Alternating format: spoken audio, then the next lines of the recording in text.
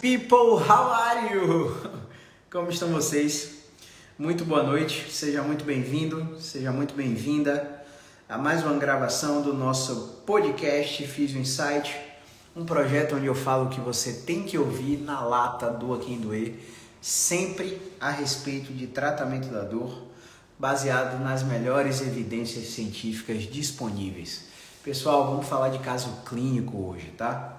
Vamos falar de um caso muito legal de um vovozinho que começou a evoluir com dor no joelho há um ano atrás e em menos de 3 meses ele começou a desenvolver sinais clássicos de gonartrose, que é aquela artrose no joelho que o joelho começa a deformar em valgo ou em varo e começa a limitar cada vez mais a atividade funcional desses vovozinhos, como por exemplo subir e descer escadas, agachar, sentar no vaso sanitário, dobrar na pia para lavar um prato, por exemplo. Então o joelho começa a ter uma alteração morfofuncional, o contato da superfície articular do fêmur com a superfície articular da tíbia começa a ficar maior e isso vai gerar um processo inflamatório local no joelho do paciente. Só que existe uma coisa muito importante que a gente não pode negligenciar, que são apresentações clínicas duplas, apresentações clínicas triplas, que a gente consegue classificar o paciente em 2 síndromes de movimento ao mesmo tempo. No caso desse vovozinho que eu atendi hoje, a limitação dele é clara. Na caminhada, um trecho aqui da cidade de Salvador, que é a Ladeira da Barra, a descida da Ladeira da Barra para ir até o Cristo é onde o joelho dele começa a doer. Então essa foi a minha referência funcional. Quando eu avaliei ele, eu fiz testes de impacto no quadril, tudo negativo, no joelho, positivo para flexão. Ou seja, ele não tinha flexão máxima do joelho direito. Ele também não tinha extensão máxima do joelho direito. Ou seja, uma alteração de movimento multidirecional que é bem característica das artropatias inflamatórias, que foi a classificação dele. Uma dor constante há um ano, com pouca variabilidade e que à noite está sempre pior, sinais de inflamação. Só que ele já tinha tentado utilizar medicações anti-inflamatórias, já tinha tentado utilizar plasma rico em plaquetas, já tinha tentado utilizar ácido hialurônico e não teve sucesso no tratamento. Então, a cunhada dele é minha paciente, foi minha paciente, né? E ela chegou aqui também com dor no joelho, também com limitação de flexão e com desejo de voltar a dançar, voltar para o Pilates sem dor, fazer as atividades funcionais de casa, lavar pia, lavar prato, também sem dor. E ela conseguiu isso durante o processo terapêutico de 2 meses. Em 2 meses a gente restabeleceu essa função e ela falou para esse vovozinho que veio hoje. Quando o vovozinho veio e a gente avaliou a coluna lombar dele, a gente encontrou um movimento na coluna lombar que aumentou a capacidade de dobrar do joelho direito dele. Ou seja, além da classificação pela história de uma artropatia inflamatória, ele tinha uma classificação pelo exame físico de um bloqueio de movimento. Então a gente colocou 2 estratégias na lombar e melhorou imediatamente a capacidade de dobrar do paciente. O paciente começou a caminhar aqui no consultório, começou a caminhar praticamente sem dor depois da estratégia de movimento. E essa estratégia foi passada para casa. Caio, você confirmou o diagnóstico dele? Não. O primeiro contato a gente faz uma classificação provisória.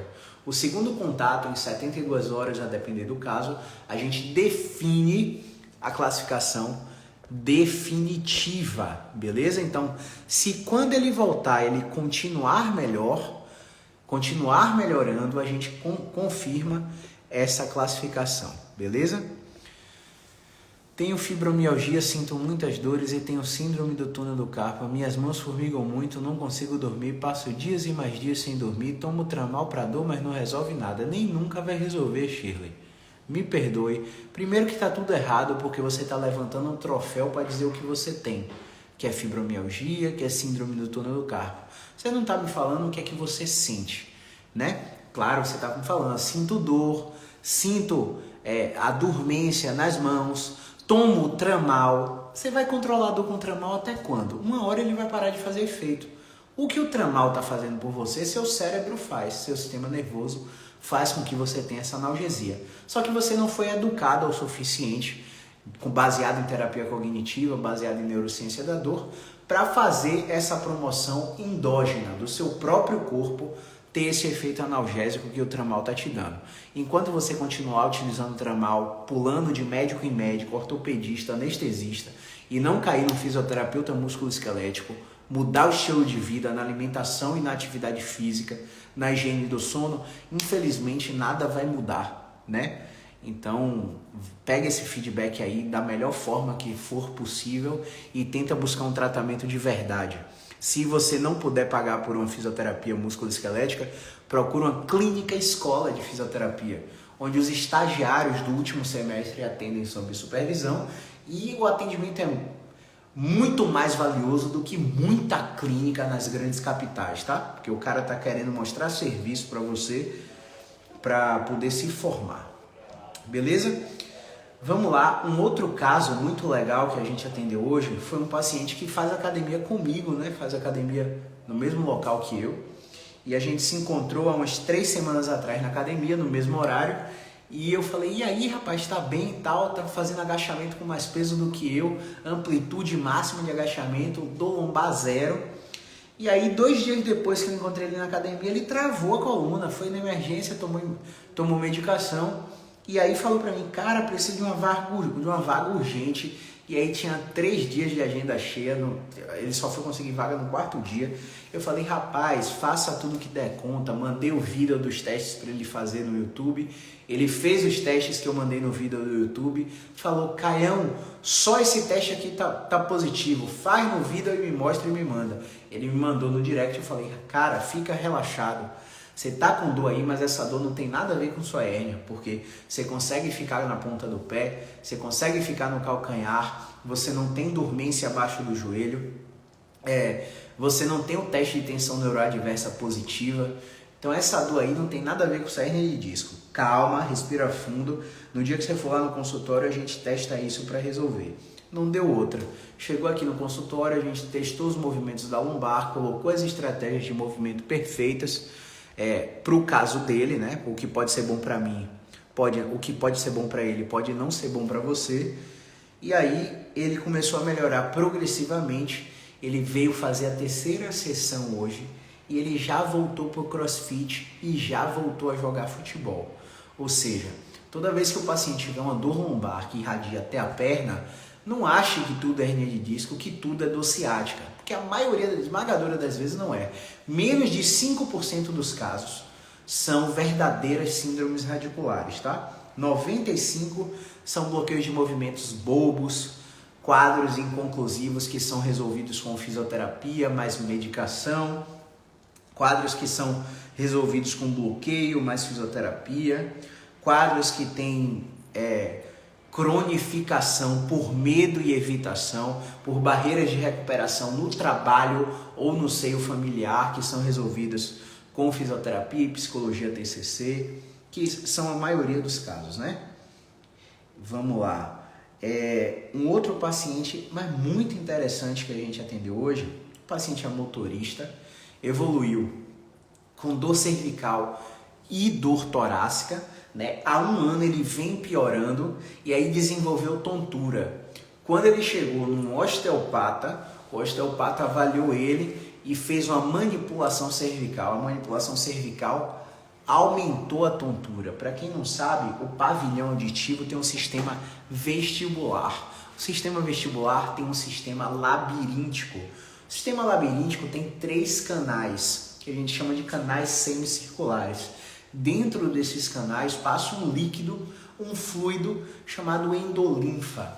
As otocônias, os vulgos cristais que estão lá nos utrículos, podem se movimentar segundo o fluxo dessa endolinfa. E essa movimentação desses cristais podem parar lá nos canais semicirculares, principalmente no posterior. E quando a gente faz uma manipulação cervical no paciente, a gente coloca a cabeça numa posição que favorece o fluxo da endolinfa. Então, mais ou menos o raciocínio é o seguinte: Se eu estou olhando aqui para a direita, você percebe que meus olhos, eles não vão ao mesmo tempo. Eu vou com a cabeça, o olho continua pontual e depois o olho começa a se movimentar. Enquanto eu estou rodando a minha cabeça para cá, nesse sentido, a endolinfa está jogando o movimento no sentido contrário. Basicamente o raciocínio é esse. E nesse deslocamento da endolinfa, os cristais eles podem cair nos canais semicirculares e gerar uma vertigem posicional paroxística benigna, a vulgo VPPB, que é uma alteração muito comum que pode gerar uma tontura rotatória. Você está parado e tudo começa a rodar ao seu redor. Então, quando o paciente evolui com dor cervical e torácica e ele começa a ter tontura associada, o que vai acontecer? Ele tem grande chance de ter uma alteração vestibular. E pasmem, você vai no otorrinolaringologista, vai no fonoaudiólogo, faz a audiometria, faz prova de água quente, testa para ver se tem um movimento involuntário dos olhos e não detecta nada, não detecta absolutamente nada. Quem vai detectar essa alteração vestibular? O fisioterapeuta vestibular. Fisioterapeuta que foi treinado em otoneurologia. Ele vai fazer testes específicos do movimento ocular, testes específicos para provocar nistagmo, um movimento involuntário que pode ser geotrópico ou pode ser apogeotrópico, a depender da manobra que você faça. Existe uma manobra que você coloca o paciente sentado, deita ele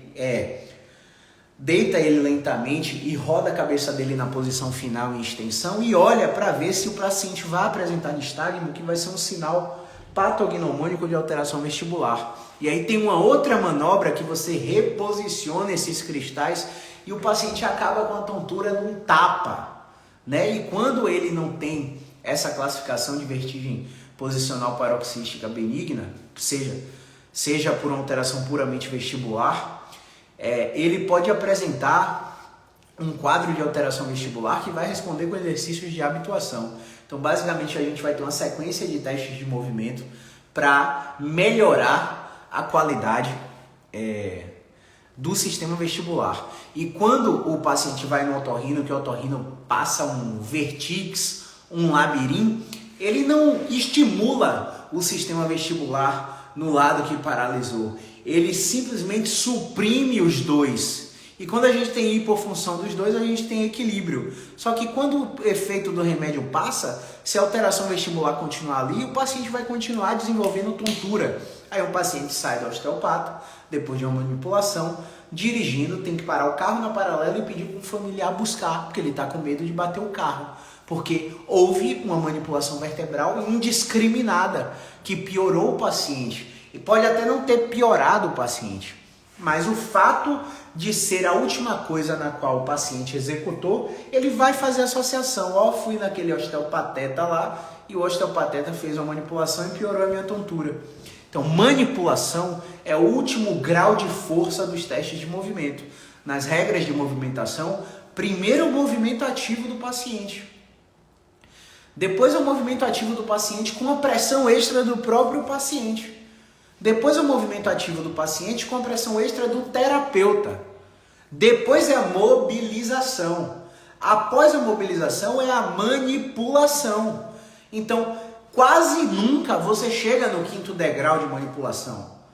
Então, existe uma tendência absurda de terapeutas manuais ortopédicos, quiropraxistas e osteopatas irem direto na manipulação. E isso é um risco absurdo que eles assumem.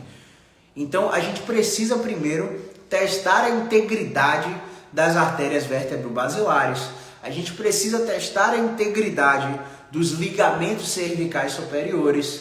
A gente precisa testar a integridade neurológica do paciente para depois pensar na falha da movimentação ativa, na falha da movimentação ativa com pressão do paciente, na falha da mobilização ativa com pressão do terapeuta e na falha da mobilização utilizar a manipulação vertebral. Então existe um critério. É por isso que eu falo, você que está querendo consulta presencial, não se engane. A consulta presencial não tem nenhuma diferença da consulta online no primeiro contato. Nenhuma diferença. O que a gente vai fazer é entender o seu problema para diagnosticá-lo e após o seu diagnóstico, prescrever o tratamento ideal para você, que pode nem ser comigo. Você pode sair daqui encaminhado para um educador físico, você pode sair daqui encaminhado para um psicólogo, você pode sair daqui encaminhado para um médico anestesista, você pode sair daqui encaminhado para um cirurgião ortopédico, ou você pode ficar aqui e fazer o meu tratamento, que pode ser só comigo, ou pode ser comigo e com o educador físico, ou pode ser comigo e com o anestesista, comigo e com o ortopedista, ou comigo e com o psicólogo TCC. Então a gente tem várias opções e essas opções vão sempre depender da necessidade particular do paciente.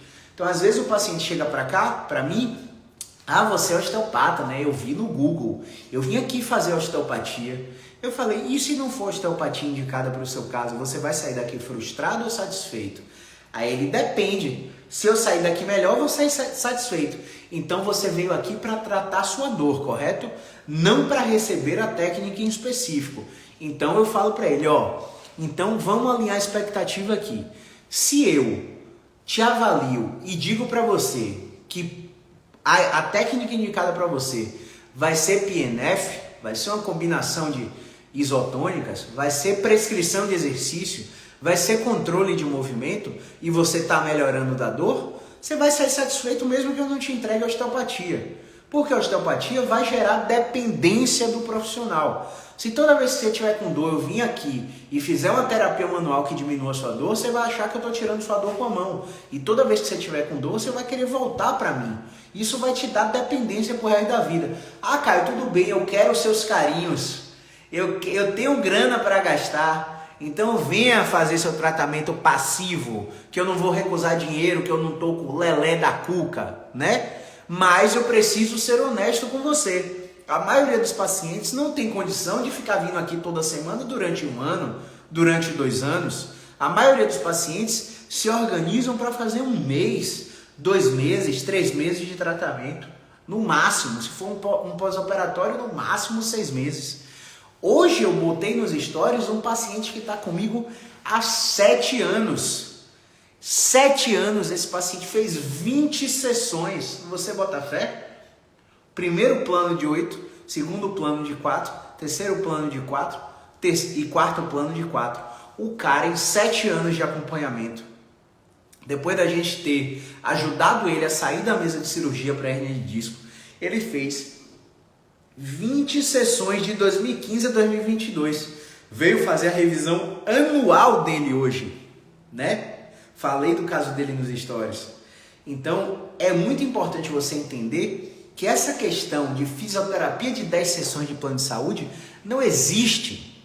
É pura burocracia de plano de saúde que é comandado pela classe médica, que não entende porra nenhuma de fisioterapia musculoesquelética, né? Porque se entendesse não ficaria recomendando pilates, RPG, hidroterapia, transformando o paciente em peixe. E aí muito fisioterapeuta não gosta quando a gente fala isso, mas é bem verdade que você vai transformar o paciente para controlar a dor debaixo da água, e quando ele tirar a carga e botar a carga da gravidade, sair da água, sair do empuxo, da tensão superficial, de todas as propriedades físicas que a submersão em água promove, ele vai ter que responder à carga. Então, se ele fizer hidroterapia, sair e não continuar na fisioterapia musculoesquelética, invariavelmente ele vai voltar a ter dor. Ponto. Isso é que as evidências têm mostrado. Eu sou só um porta-voz. Pilates é ruim? Claro que não. Pilates é maravilhoso. Inclusive aqui no nosso consultório vai ter um estúdio de Pilates muito em breve. Notícia para vocês. Então, Pilates é maravilhoso. Agora, Pilates praticado hoje em dia não é para tratar dor. Pilates praticado hoje em dia é atividade física sofisticada, né? Que muitos julgam melhor que uma academia, mas para alguns casos não é. Então, se você não tem dor e está fazendo um Pilates, maravilhoso. Agora, se você tem dor, meu amigo, você é especial. Você precisa de um tratamento direcionado. E se você bem soubesse da função do que um verdadeiro fisioterapeuta é capaz de fazer por você, quando você pensasse em ter dor, você já ia marcar uma consulta com um fisioterapeuta primeiro. Sabe por quê? Porque apesar do valor acima da média do mercado, custa muito menos você ir no fisioterapeuta primeiro. Imagine esses casos que eu citei aqui. O paciente sair daqui do consultório achando assim, Pô, Caio, será que se eu viesse em você primeiro, eu teria feito todos esses exames? Eu teria feito todos esses procedimentos? Rodado em todos esses médicos? E a minha resposta é sempre assim, cara, não sei. Na época que você teve esse problema, eu não te avaliei. Eu tô te avaliando agora. Porque o que eu posso falar por você é de agora pra frente, baseado no que eu testei de você. Não na fotografia do seu corpo que vem no exame de imagem. Porque isso aí a gente encontra em um bocado de gente que nunca teve dor. Então a gente precisa entender mais o problema do paciente do que simplesmente sair dando rótulos diagnósticos. Só para você ter uma ideia, existe um manual que psiquiatras, DSM, salvo engano, se tiver alguém me corrija aí, no qual eles tentam classificar as síndromes de saúde mental. E quando a gente conversa com os psicólogos que atendem os nossos pacientes, a gente vê que existe um overlap de sinais e sintomas de várias disfunções, como depressão, como transtorno de ansiedade generalizada, como transtorno de déficit de atenção e hiperatividade, que cruzam com vários outros diagnósticos e que a verdade é que a gente não consegue bater o martelo sobre o que o paciente tem. Então, se a gente não consegue bater o martelo sobre o que o paciente tem, a gente precisa começar a tratar o que o paciente sente. Porque é uma coisa que, apesar de subjetiva, porque é a percepção do paciente, é o que ele te relata. E quando você respeita o relato do paciente, valida o relato do paciente, olha nos olhos do paciente, faz o espelhamento, se coloca na posição do paciente e vê que talvez, vários pacientes eu olho para a cara do paciente e falo assim, cara, eu não sei como eu estaria reagindo se fosse eu com o seu problema. Porque de verdade, sentir uma dor lombar com sensação de facada, dormência e formigamento na genital, com dor no ato sexual que priva a atividade sexual com minha esposa, por exemplo, como foi um caso de um paciente que a gente atendeu, eu acho que eu estaria com a cabeça a mil, eu acho que eu não estaria nem conseguindo vir trabalhar, eu acho que eu estaria com humor depressivo. Então, eu preciso te dizer que você é um guerreiro, cara. Porque apesar de você ter passado por urologista, por ortopedista, por neurologista, por psiquiatra, porque disseram que o seu problema é da sua cabeça, você parou aqui no consultório. Você está tentando, de fato, e isso é louvável. Você não está desistindo de você. Né? E se você tiver saúde, você consegue todo o resto. Então, no momento que a gente fala isso para o paciente, você vê um bocado de paciente chorando na sua frente. Porque, de fato, ninguém nunca ouviu o que o paciente tem para falar. Na verdade, as pessoas começam a interromper o paciente a cada 9 segundos de conversa.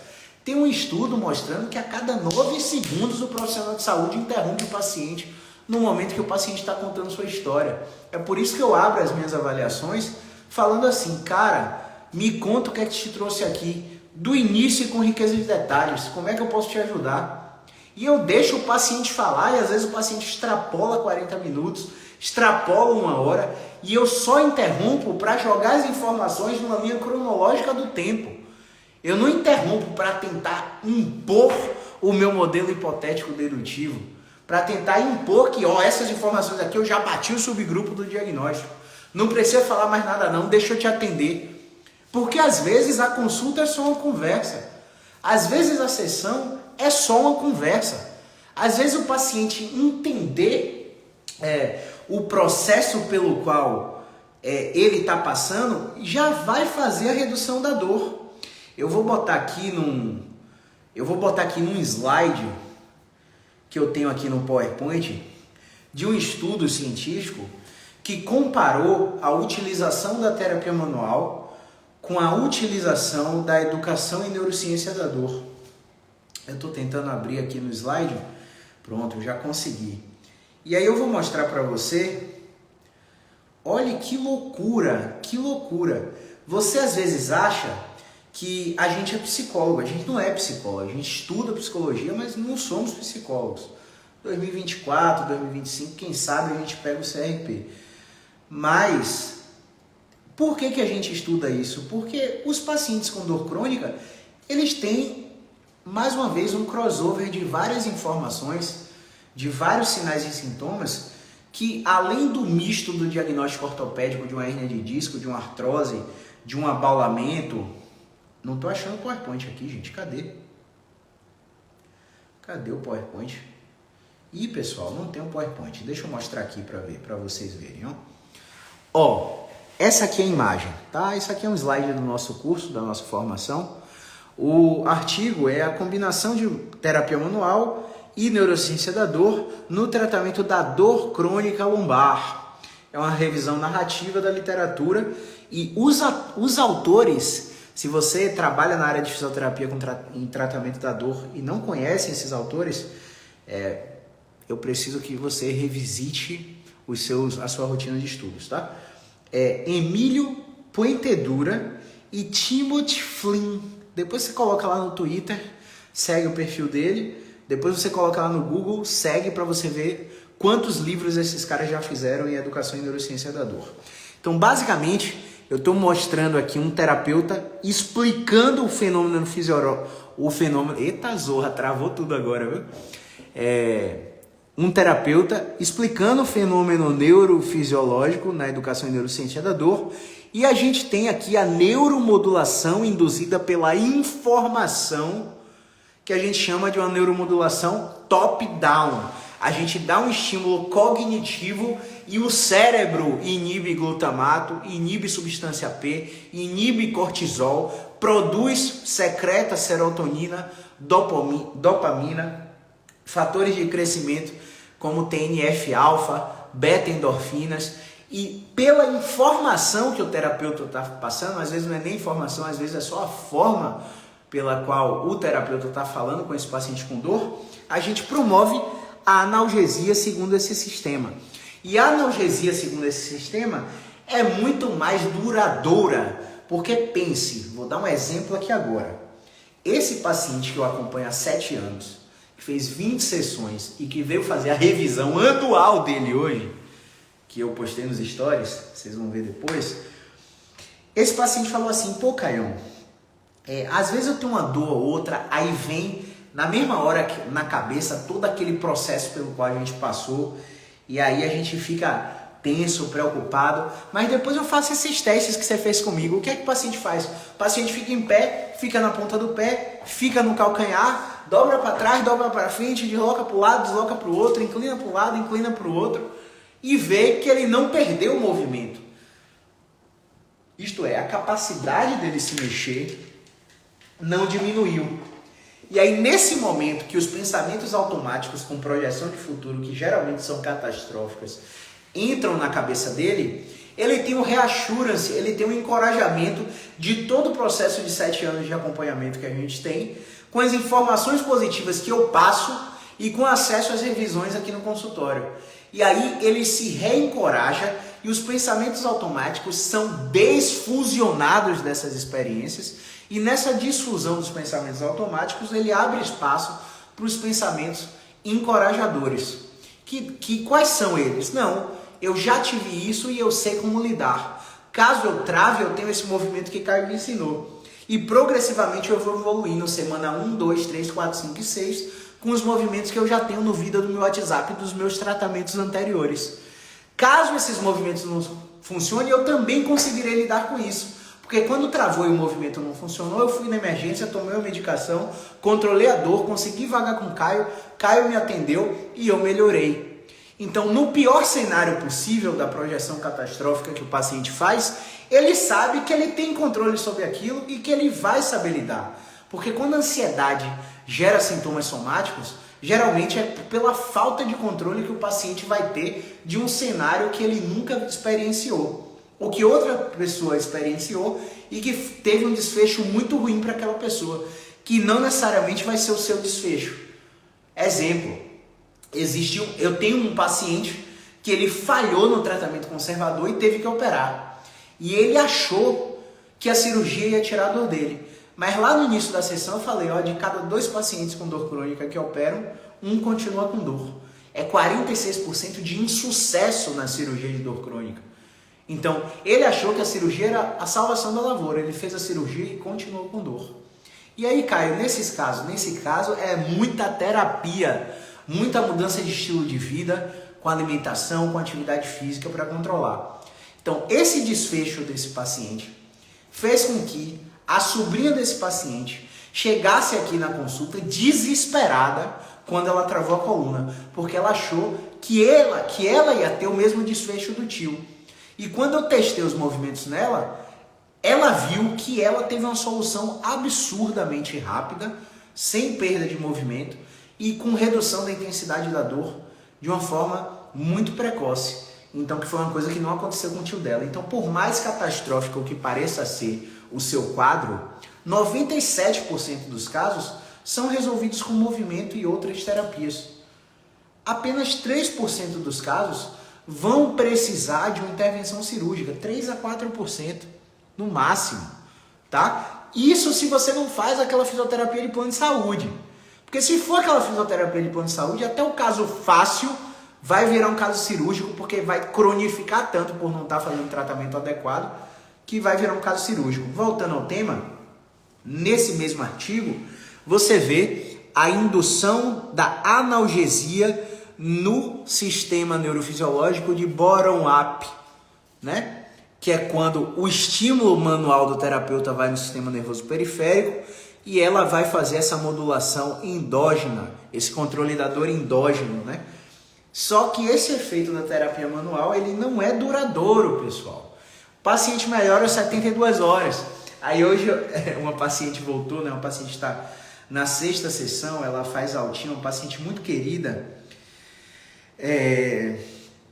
Ela falou pra mim, ela foi atendida, aí pediu para eu fazer a terapia manual, mesmo sem precisar.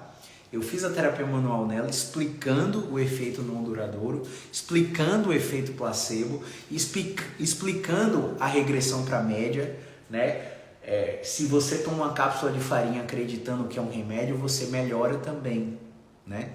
Porque a expectativa e a crença positiva do paciente influenciam no desfecho final.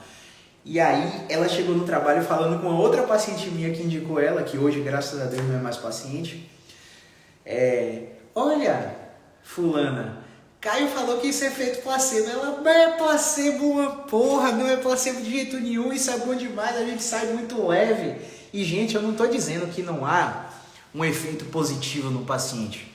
Eu estou falando que a minha proposta de tratamento da dor é te dar autonomia, é fazer você aprender a se tratar. Inclusive, em breve, teremos um curso online somente para pacientes, né? Então, já liberei 2 novidades aqui nesse podcast, né? Espero que vocês tenham gostado delas. Então, a gente vai ter um curso só para pacientes, porque a gente sabe que a coisa no geral de tratamento da dor, ela é muito simples, mas o sistema falha com os pacientes. O sistema aborda a dor aguda de forma equivocada. Semana passada, no The Guardian, que é um jornal, salvo engano, de Londres, a manchete do The Guardian foi que os tratamentos da dor aguda estão completamente errados. E só para você ter noção, a Inglaterra tem um sistema de saúde que é o NHS, né? Que ele é um modelo do SUS no Brasil, só que é um modelo que funciona muito mais do que o SUS. E é um modelo de custo-efetividade. Como assim, Caio? Ou seja, se a gente testa um tratamento para dor lombar, ou para dor cervical, ou para dor no joelho, e aquele tratamento tem efeito, eles incentivam pesquisas nos outros tratamentos para aquela mesma condição, para ver se o efeito do tratamento X custa menos do que o tratamento Y. E eles colocam um tratamento que custa menos. E o tratamento que custa menos hoje é movimento e educação. Movimento e educação, você não precisa de nada. Você está sentado no sofá de sua casa, você recebe uma terapia cognitiva e uma educação em neurociência. Você está sentado no sofá da sua casa, você recebe uma prescrição de exercício e um controle de movimento para fazer em pé, sentado ou deitado no chão, no colchonete, na cama, no sofá, onde você quiser. É por isso que na pandemia os atendimentos online de fisioterapia explodiram. Por que explodiram? Porque as pessoas acreditam que fisioterapia é isso aqui, ó. As pessoas acreditam que fisioterapia é isso aqui, ó. Bola suíça e alongamento. Ai, meu Deus do céu. E a gente dá risada, porque quando o paciente chega aqui, O paciente, meu Deus, eu achei que eu vinha para fisioterapia. O que é isso aqui? É um crossfit? Porque eu vou pegar pesado. Esse paciente que eu falei no início da live, esse paciente, ele veio indicado por uma vovozinha que falou, mas vá preparado, se alimente porque é puxado, viu? Porque os pacientes ficam com dor muscular tardia por 48 horas, por 72 horas depois do tratamento, porque a gente bombardeia o aparelho locomotor do paciente com exercícios. Só que não é você calçar o tênisinho verdicando e ir para a esteira do seu condomínio, para a academia do seu prédio, para a orla de Salvador, para o litoral de São Paulo, né? Não é qualquer exercício, é isso que eu quero que vocês entendam.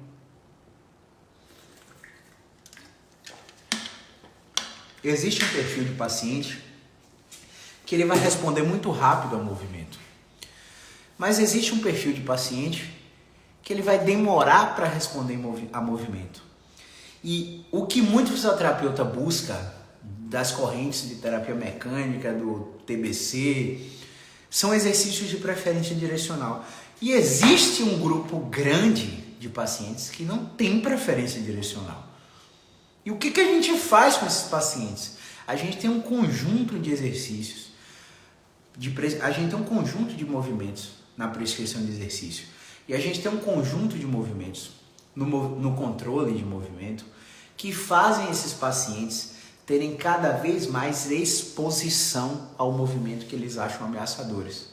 E essa exposição controlada, o graded exposure, ele vai fazer com que o paciente tenha coragem de se submeter àquela experiência. Então, o exemplo que eu sempre dou aqui, eu tenho um paciente que ele travou tirando a mala do carro. E desde que ele travou tirando a mala do carro, ele não consegue mais dobrar o tronco. E ele passou em 3 ortopedistas e os ortopedistas falaram, olha, seu caso é cirúrgico, você tem uma hérnia de disco, a hérnia é muito grande, olha aqui na imagem. Aí vê aquela imagem aterrorizante, né? Aterrorizante. Vou aqui para a primeira evidência que eu vou achar no Google. Asymptomatic pregnant with spondylolisthesis. Vamos buscar o primeiro artigo científico aqui sobre isso. Vamos colocar imagens. Pronto! Lindo, maravilhoso, do jeito que eu gosto. Olha para cá. E aí, pessoal, isso aqui é uma coluna lombar. O que vocês acham disso? Fala aí nos comentários, vai. Nos comentários, vamos falar com todo mundo aí. Grande Gabriel. Gabriel, você está tomando falta, viu, Gabriel? Gabriel, apareça, Gabriel. O que é isso? Venha fazer sua revisão, rapaz. Grande Lara Martins, grande Fabiana, grande Edu. Amanhã estamos aí na sessão clínica, hein, Edu? Atendendo sua irmãzinha querida. Sandra Fernandes, Emily Dornelas. Eita, aluna que dá trabalho, hein, Emily? Grande Maria Cristina, como tá? Tudo bem? Fazendo seus exercícios? Grande Fábio, obrigado pela indicação hoje, viu? Manda um beijo para Dona Biraci. Anderson Souza, Andressa Rayana, Paulo Otávio, Charles Angeliton, Ludmila Ângelo, Renato Zenco, primeira vez aqui, seja bem-vindo. Grande Kellerman, sempre presente. Eita que a live tá grande hoje, vocês gostam de live tarde da noite, né? Aí eu tenho que trabalhar demais, o bicho pega, viu? Aí vocês me apertam sem me abraçar. Enfim, pessoal. E aí, vocês que estão aí, ó. Opa. Vocês que estão aí. O que vocês acham? O que vocês acham dessa imagem? A partir do exemplo que eu acabei de dar. Olha, sua hérnia está muito grande. Sua hérnia está bem volumétrica. Seu caso é cirúrgico. O que vocês acham disso aqui? Isso aqui é uma coluna lombar, pessoal. Vocês acham que isso aqui é o quê? Isso aqui é uma espondilolistese severa. É um escorregamento vertebral de L5-S1, onde uma vértebra literalmente saiu do lugar e obliterou completamente o canal neural. Você olha para essa imagem aqui, pessoal, você diz que essa paciente é cadeirante. É aterrorizante. Imagine uma paciente que não é da área da saúde chegar no consultório médico, sei lá, no Sírio-Libanês, no Astra, no Sara Kubitschek, no hospital da Unicamp, no hospital das clínicas da USP, com o ortopedista, o neurocirurgião Bam, que é o considerado melhor do Brasil, que está explodido na mídia, o cara olhar para paciente, mostrar essa imagem e dizer para você, ó, seu caso é cirúrgico, sua hérnia está gigante, se você não fizer a cirurgia, você corre o risco de ficar de cadeira de roda. Gente, você tem um flash. Existem várias etapas da tomada de decisão clínica. E a tomada de decisão clínica envolve um fator contextual que é do paciente. Um desses fatores contextuais é a contemplação. A contemplação é um fenômeno pelo qual o paciente entende que precisa de uma intervenção, entende que precisa do serviço. Beleza? No entanto, ele ainda não tem a coragem para tomar aquela decisão. E essa coragem é que nem as fases do luto. Ela passa no intervalo assim de 3 semaninhas. É um fator psicológico. Quando o paciente está sob uma ameaça iminente, que seria um risco de ficar cadeirante, essa etapa de tomada da decisão de 3 semanas pode variar para 30 minutos. Em 30 minutos, o paciente sai da fase de contemplação, vai para a tomada de decisão e conversa com as pessoas mais importantes da vida dele sobre o caso dele para ter uma orientação cirúrgica. E em 24 horas ele já conversou com todas as pessoas importantes e no outro dia, de uma forma misteriosa, o plano de saúde já liberou a cirurgia e o cara vai operar. Só que eu quero te falar que essa imagem aqui que eu tô te mostrando é de uma grávida que nunca teve dor lombar. Você acredita nisso, pessoal? Você acha que é cuiuda, que é lorota do caiote aqui? Não é lorota não, pessoal. Se eu for buscar aqui mais artigos, como eu faço assim de supetão, eu vou buscar aqui um estudo do Bringict de 2015. No estudo dele, ele pegou 3.110 pessoas que nunca tiveram dor. Nunca. As pessoas tinham de 20 a 80 anos. E na faixa etária de 30 a 60 anos, as alterações da imagem, como hérnia de disco, abaulamento, degeneração, artrose, variavam entre 40% e 76%. Lembrem, eu falei 3.110 pessoas que nunca tiveram dor.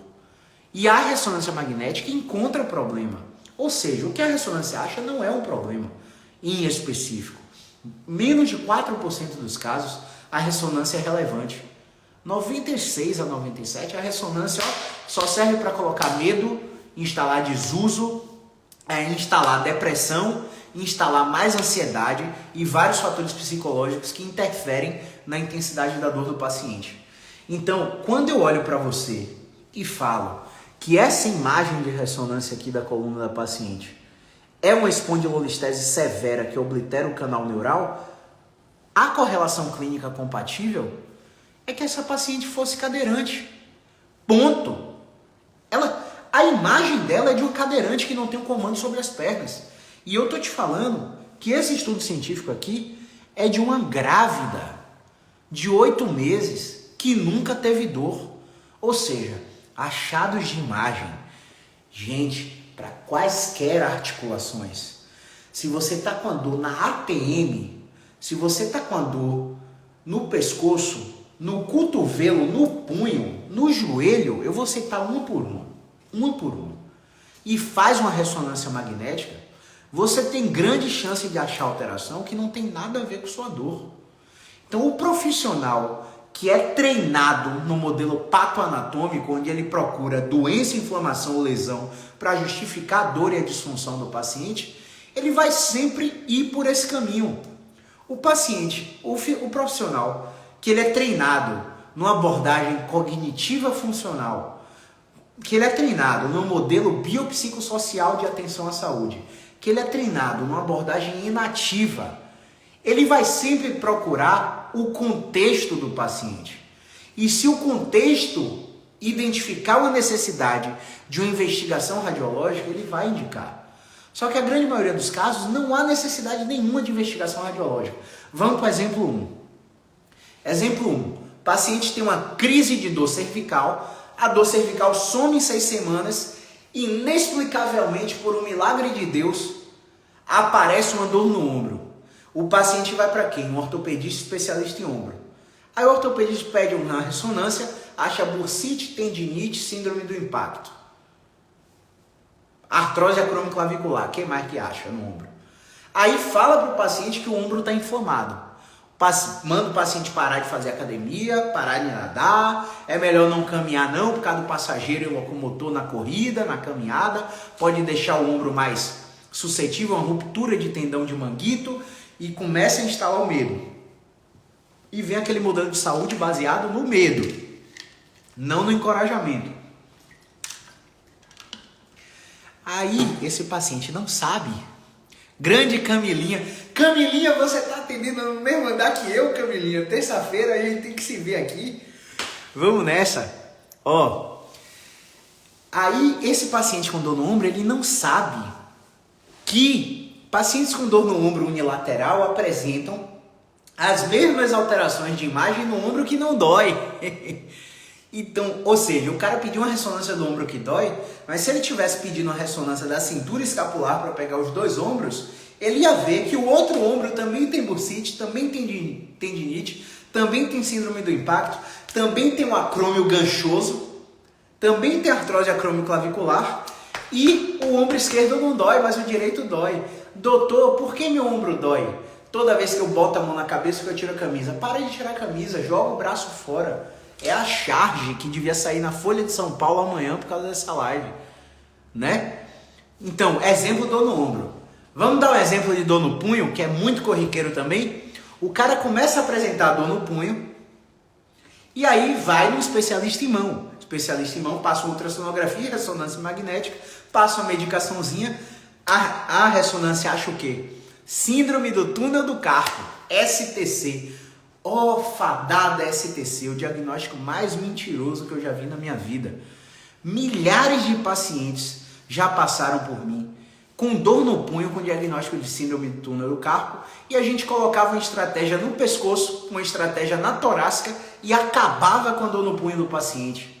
Às vezes uma estratégia no cotovelo, ou seja, do pescoço para o punho existem 7 pontos de entrapments neurais. Isso quer dizer que para o nervo deslizar entre as interfaces mecânicas do pescoço até o punho, eu tenho 7 músculos chaves para inibir, para melhorar a excursão do nervo e diminuir a dor no punho sem nem tocar no punho. Depois o paciente sai daqui achando que é bruxaria. Não é bruxaria. É entendimento de neurofisiologia, de neurociência da dor, para poder explicar o que de fato está acontecendo com o paciente. Querem exemplo de que mais? Vamos para o exemplo de ATM. Você está com a dor na ATM, você vai no fisioterapeuta de cabeça e pescoço. Ele bota a mensuração da abertura da boca, mensura os deslocamentos laterais, se tem uma protusão, se o queixo está para frente, se o queixo está para trás, se oblitera a via aérea, que o cara vai ter que usar um CPAP para dormir, para não roncar, tem desabamento Cai no dentista, cirurgião bucomaxilofacial.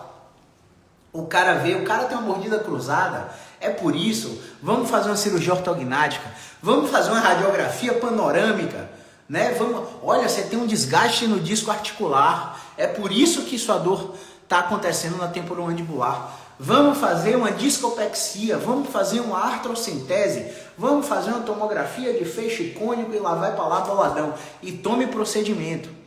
O paciente faz o tratamento, quando melhora, maravilha, a causa foi isso mesmo. Quando não melhora, aí vai parar nos tratamentos mais holísticos do mundo. Quando cai no fisioterapeuta musculoesquelético, o cara vai lá e faz assim, ó, abre a boca, repete, começa a colocar pressão extra e faz que nem Didi Mocó na época dos Trapalhões. Abre e faz força para abrir. Claro, a gente coloca uma luva, né? Para ela fazer a carga extra da abertura. Faz oclusão forçada, morde. Mais força. Morde. Não printa essa careta não, hein? Morde. O paciente começa a melhorar porque abriu a boca. Porque forçou repetidamente a abertura da boca. O paciente começa a melhorar porque forçou a oclusão. Ou então, precisa de uma assistência manual. Aí o fisioterapeuta musculoesquelético deita o paciente, pede para ele abrir e deslocar.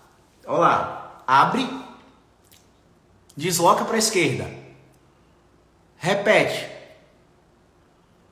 É assim mesmo, careta. Depois, você precisa de uma assistência manual, contém o rosto, desloca a mandíbula e começa a repetir. E o paciente começa a melhorar a abertura da boca. Não reparem para minha mão não, que explodiu o túnel de tinta da impressora e minha mão tá toda suja de tinta aqui. Viu? Enfim, então o paciente começa a melhorar com estratégias simples, autogerenciáveis, que o fisioterapeuta consegue ensinar para ele não depender de ninguém. Gente, não são todos os casos. Vão ter casos que a gente vai testar a TM e não vai encontrar movimento na TM para destravar o paciente. Vão ter casos que a gente vai testar o pescoço e não vão encontrar, né, o paciente, não vão encontrar o movimento para melhorar o paciente. Vão ter casos que você vai colocar uma estratégia no ombro e o paciente vai melhorar da TM. Gente, olha isso aqui. Eu tive um paciente que melhorou a TM com isso aqui, ó. Só isso aqui. A ATM, dor para mastigar alimentos sólidos, dor para abrir a boca. O paciente melhorou com isso aqui. Você sabe o que é isso aqui? É a adução do ombro repetida. O ombro que está o ombro que tá na parede está fazendo um movimento repetido de adução, porque eu estou rodando o tronco em direção à parede. E o ombro, por interdependência regional, é um ponto de aprisionamento neural do plexo braquial que sai do pescoço e que é um afluente de um nervo que vai para a face. Nervo facial, nervo abducente, nervo trigêmeo, né? Todos estão interconectados ao gânglio cérvico trigeminal. E toda essa interdependência, quem consegue encontrar é o fisioterapeuta. É claro que vão ter casos que vão falhar na fisioterapia e a gente vai ter que mandar para o dentista para fazer um bloqueio simpático, para o anestesista para fazer um bloqueio simpático. Mas a maioria dos casos responde a movimento e com autonomia. Ora, se você está com fome e tem um rio na sua frente, mas você precisa de mim para pescar para você, se Deus livre e guarde eu sofrer um acidente, você vai comer como? Eu preciso te ensinar a pescar. Você entende? Vamos dar outro exemplo. Clássico, maravilhosamente clássico. O paciente com dor no joelho vai no especialista em joelho e mete uma ressonância. Vai achar o quê? Condromalácia patelar, artrose femorotibial. Vai achar o que mais? Vai achar lesão meniscal. Ah, vamos fazer uma artroscopia, vamos fazer uma limpeza dos fragmentos. Olha, gente, você não precisa acreditar em nada do que eu estou falando não, tá? Eu te dou cisto de Baker, boa Camilinha. Precisa acreditar em nada do que eu tô falando. Nada. Show. Ô Fábio, você é uma figura, viu? Precisa acreditar em nada do que eu tô falando. Nada. Nadinha. Eu quero que você faça isso aqui, ó. Vou colocar aqui de novo para vocês, porque tem gente que vem no meu direct e, Caio, você tá inventando. Você acredita? E aí eu desabo uma lista de 10 artigos para a pessoa, toma aí minha invenção. Eu não tiro essas coisas de minha cachola não, pessoal. Vocês vão procurar aí no Google, quando vocês saírem daqui, Ian Harris, no livro Surgery, The Ultimate Placebo. Vocês podem também assistir Operação Enganosa na Netflix. O livro é esse aqui, ó. Surgery, The Ultimate Placebo. Existe um estudo que compara a intervenção cirúrgica para coluna e para joelho versus a intervenção cirúrgica falsa. Vai ser sham surgery versus surgery, tá? Em ensaios clínicos controlados ou aleatorizados. Eles falam assim, ó. Você tá precisando de uma meniscectomia por via artroscópica? Beleza. Vamos pegar 50 meniscos lesionados, 50 pessoas com menisco lesionado. Vamos botar no grupo que vai fazer a cirurgia. E vamos pegar pegar outras 50 pessoas com menisco lesionado e vamos colocar no grupo que não vai fazer a cirurgia. O grupo que não vai fazer a cirurgia não sabe que não vai fazer. Eles vão para o ritual, fazem a consulta cardiológica, fazem a consulta pré-anestésica, tomam o sedativo, entram no centro cirúrgico, adormecem com o sedativo, a equipe cirúrgica faz a incisão no joelho, mas não faz a limpeza do fragmento.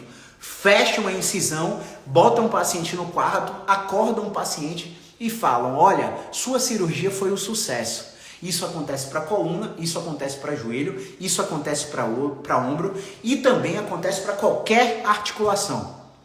Quando você compara 6 semanas, 12 semanas e 2 anos, o grupo que operou versus o grupo que não operou, o resultado é igual. O que vocês acham disso? O que vocês acham disso? Você acha que esses estudos são disseminados na Globo? São disseminados na CNN internacional? Não são, pessoal. Não são. A maior classe da saúde hoje é a medicina. A classe mais bem remunerada da saúde é a medicina. Graças a Deus, eles merecem, eles conquistaram isso. O que seria de nós sem eles? Não é verdade? Quando você vai para o perfil político do nosso Senado, dos deputados federais, quantos fisioterapeutas tem lá? Me fala o último fisioterapeuta engajado na política aí. O último que eu conheci foi Zé Roberto Borges, que é um ex-presidente do CREFITO, que foi meu professor na época de Unime, professor de ética e deontologia. Não conheço outro. Agora vá para o perfil de médicos dentro do Senado. Vá para o perfil de deputados federais, médicos dentro do parlamento. Nem sei se é parlamento que fala, não entendo quase nada de política. O que eu quero dizer com isso? Eu quero dizer que as decisões políticas são muito baseadas no interesse de uma classe que é superior até no panorama político. E graças a Deus por isso, porque isso ajuda em várias coisas também, mas atrapalha em várias outras, como por exemplo quererem tirar a autonomia do profissional da fisioterapia de fazer acupuntura, dizendo ser um procedimento invasivo quando existe uma diferença absurda entre invasivo e perfurante. Não respeitar a prescrição da fisioterapia. Mandar uma guia, faça fisioterapia analgésica baseada em ultrassom, ondas curtas, infravermelho, alongamento, porque ele tem uma condropalácia patelar e sobrecarga do aparelho extensor do joelho. Você entende isso? Então, às vezes, aquela cirurgia que você fez no joelho não era nem necessária. E você foi submetido porque foi numa fisioterapia do plano de saúde, no geral, que não funciona para a maioria dos casos. E aí, quando você voltou no médico, o médico falou para você o quê? Olha, você já fez fisioterapia não funcionou, então você vai ter que operar. Mas é claro, se eu fosse médico, eu pensaria nisso. Porque quando eu, enquanto médico, mando o meu paciente para a fisioterapia, eu imagino que ele vai receber a melhor fisioterapia com prática baseada em evidência. É o que eu imagino. E quando ele deita num ambulatório de fisioterapia para fazer choquinho, calorzinho, alongamento, balanço proprioceptivo, é claro que o paciente não vai melhorar, é claro que ele vai falhar no tratamento fisioterapêutico. E quando ele voltar no médico, o médico vai ter que dar a sugestão que ele tem, que é operar. Não está errado. Muito paciente melhora com cirurgia, mas não é a maioria. A maioria, infelizmente, faz uma fisioterapia que não tem base científica nenhuma. Nenhuma, infelizmente. Beleza? Vamos dar outro exemplo. Tem mais 5 minutos aí. Deixa eu ver as perguntas aí do pessoal. Ver se tem para responder.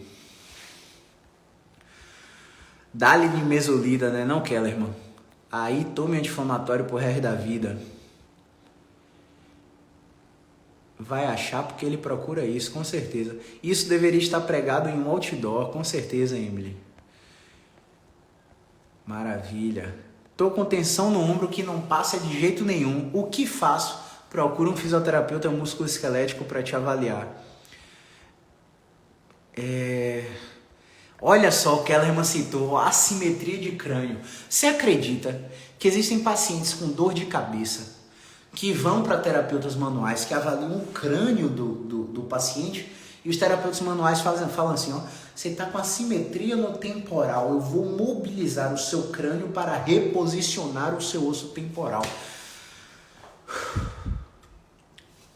Deixa desse assunto para lá, porque senão eu vou dar palavrão ao vivo e eu estou tentando me polir, sofrer um polimento, né? Para não falar palavrões. Então isso me dá muita vontade de falar palavrão. Vamos falar de outra coisa, beleza? Chuva de informações, acha as informações mesmo. Tô lembrando do meu caso de ATM que tratei assistindo a aula do curso. Maravilha, Kellerman. Aquele caso ali foi brutal. Muitos pacientes vêm de dentistas, inclusive já aplicou ácido hialurônico. Pronto! Vamos falar de ácido hialurônico? Vamos falar de ácido hialurônico? Vamos lá. B&J, British Medical Journal. Se você for aqui nos meus destaques, você vai achar o artigo, né? O artigo fala o seguinte: vamos comparar as intervenções com ácido hialurônico, plasma rico em plaquetas, infiltração de corticosteróides versus solução salina. O que quer dizer? Eu vou colocar na articulação do meu paciente que tem dor essa substância em um grupo e no outro grupo eu vou colocar água com sal. E os pacientes melhoram igual dos dois grupos. Ou seja, PRP, ácido hialurônico, infiltração de corticoide para dor articular é placebo. E você está pagando caríssimo para fazer essas infiltrações. E a ciência já mostrou que quando testadas elas não funcionam. Então é muito complicado, mas muito complicado mesmo. Que mais? Já deu exemplo da condromalácia patelar. Cadê? O ortopedista vai receitar uma infiltraçãozinha no joelho, com certeza. E, gente, tem ortopedista muito bom, tá? A gente encaminha aqui pacientes que falham no tratamento conservador para 2 ortopedistas aqui que são muito bons, mas muito bons. A gente encaminha para um anestesiologista que é maravilhosa, assim, uma das melhores do Brasil. Não é todo médico que pensa assim como não é todo fisioterapeuta que faz essa fisioterapia qualquer aí, né? Então, cada caso é um caso, né? Condropatia grau 4, o ortopedista falou para não fazer vários exercícios, nem caminhada, remédios e mais remédios. Deixa eu ver se eu tenho um vídeo fácil aqui. Cadê, meu pai? Se eu tenho um vídeo fácil aqui para mostrar para vocês. Condenar aqui, achei. Olha só, pessoal. Olha que legal. Olha que legal. Mídia. Gente, perdi o vídeo de novo. Vamos lá. Quem tiver pergunta vai mandando aqui enquanto eu procuro o vídeo. Cadê, meu Deus, o salto? Não tá aqui. Não tá aqui. Pronto, beleza. Ó só. Ó que louco. Essa paciente, ela tá fazendo um exercício que a gente chama de passada. Olha só. Sem apoio, tá vendo? Eu botei a maca do lado, a cadeira do outro para ela usar o braço. Mas ela, tá retada fazendo o adaptado, claro, sem apoio. Por que eu tô te mostrando isso aqui? Porque essa paciente, pessoal, ela tem 83 anos. Ó que louco também. Já esse paciente tem 18 anos. Percebe? Por que eu estou mostrando isso? Porque quando o paciente chega na fase de controle de movimento, é a carga que vai fazer ele melhorar. E o ortopedista não entende isso. Então, gente, o ortopedista, ele acredita que a condropatia é um processo degenerativo. Não estou dizendo que não seja, tá? É um processo degenerativo da cartilagem retropatelar que ela vai desgastando ao longo do tempo, quanto mais você usa, que nem você corta uma fatia de queijo. Tem um ortopedista que explica para o paciente, você usa o seu joelho, corta a fatia de queijo, vai mostrando. O que o paciente entende com isso? Que não vai poder mais usar o joelho. Quando Em volta da articulação do joelho existem vários músculos para darem suporte àquela articulação. E a carga para ser colocada naquela articulação, ela deve ser controlada. Controlada por quem? Pelo fisioterapeuta músculo esquelético. Por exemplo, vão ter pacientes que a gente vai colocar a maca na parede, vai colocar o pé na parede, vai jogar o braço do paciente para cima e vai ficar empurrando o braço do paciente para despistar, é uma pista de dupla tarefa, para tirar a atenção do cérebro da área lesionada e focar na tarefa que é empurrar meu braço para trás. Se eu estou aqui sentado e eu estou com o braço assim, e eu estou com minha mão assim, e tem alguém empurrando o meu braço para frente, e eu estou fazendo força para trás, quem é que está fazendo a força de reação do solo e empurrar a pessoa para trás? É o meu joelho direito. Eu estou trabalhando o meu joelho direito de uma forma indireta e ativando a musculatura em volta da condropatia patelar. E essa ativação vai fazer com que o paciente depois perceba, caramba, eu usei o meu joelho, fortaleci, entre aspas, o meu joelho, ativei o meu joelho e não senti dor. Então, depois, quando você sai dessa combinação de isotônicas, que é uma técnica que a gente usa muito, você já coloca o paciente para fazer esse movimento que eu te pedi, da passada, porque ele já está com coragem, ele já se expôs gradativamente, segundo a sua técnica. Então, gente, eu não entendo do remédio que ele te passou. Entende, Lili Rodrigues 77? Eu não entendo do remédio que ele te passou. Eu estudei farmacologia, mas só sedativo quando eu trabalhava em UTI. Para saber tempo de sedação, para saber se podia estubar o paciente, se podia fazer uma aspiração para tirar catarro do pulmão do paciente. Eu estudei sedativo para isso, eu estudei corticoide para ver a função ortopédica.